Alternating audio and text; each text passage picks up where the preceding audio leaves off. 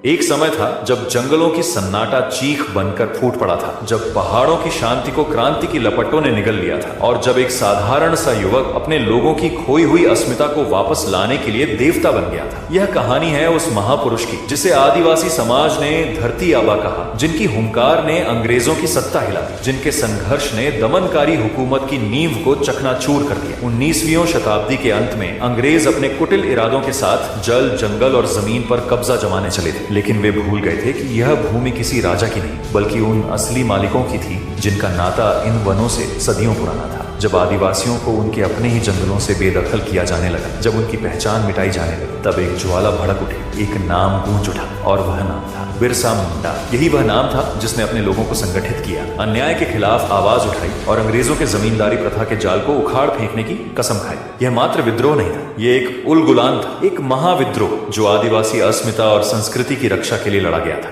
लेकिन क्या अंग्रेज इतनी आसानी से हार मानने वाले थे? क्या बिरसा मुंडा अपने लोगों को उनका हक दिलाने में सफल हुए, या फिर इतिहास ने उनके साथ कोई ऐसा खेल खेला जिसे जानकर आपका हृदय कांप उठेगा? तो चलिए शुरुआत करते हैं उस महानायक की गाथा से जिसे धरती का पिता कहा गया। वह योद्धा जिसने आदिवासियों की खोई अस्मिता को वापस लाने के लिए पूरी सत्ता से टकराने की ठानी। वह नायक जिसका नाम अंग्रेजों के लिए एक भय था और अपने लोगों के लिए एक आस। शुरू करते हैं बिरसा मुंडा की वो कहानी जिसे आपसे छिपाया गया। तो बात है उस सर्द नवंबर की रात की जब रांची जिले का उलिहातू गांव चारों तरफ से जंगलों और पहाड़ियों से घिरा हुआ था। आसमान साफ था, सितारे चमक रहे थे, मानो कुछ खास होने की खबर दे रहे हैं। हवा ठंडी थी, पेड़ों के पत्तों को हिलाते हुए हल्की सीटी बजा रही थी। गांव में एक छोटी सी झोपड़ी थी, मिट्टी की दीवारें, ऊपर घास की छत। अंदर कर्मी हटू नाम की औरत दर्द से कराह रही थी। उसका पेट फूला हुआ था, बच्चा आने वाला था। बाहर गांव की कुछ औरतें इकट्ठा थीं, कोई मंत्र पढ़ रही थी, कोई हाथ जोड़कर अपने जंगल के देवताओं से दुआ मांग रही थी। पास ही सुगना मुंडा खड़ा था, चुपचाप, मन में उथल पुथल भी।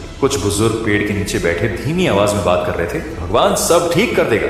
उसी रात 15 नवंबर 1855 को उस झोपड़ी में एक बच्चा पैदा हुआ, नन्ही सी जान, लाल लाल गाल, छोटे छोटे हाथ पैर। कर्मी ने उसे सीने से लगाया। सुगना ने पास आकर देखा तो जंगल वाले लोगों ने उसका नाम बिरसा रखा। कोई बड़ा तामझाम नहीं, न ढोल बजा न मिठाई बंटी, बस एक साधारण सा जन्म था। पर उस रात किसी को नहीं पता था कि ये बच्चा आगे चलकर जंगलों की गूंज बन जाएगा।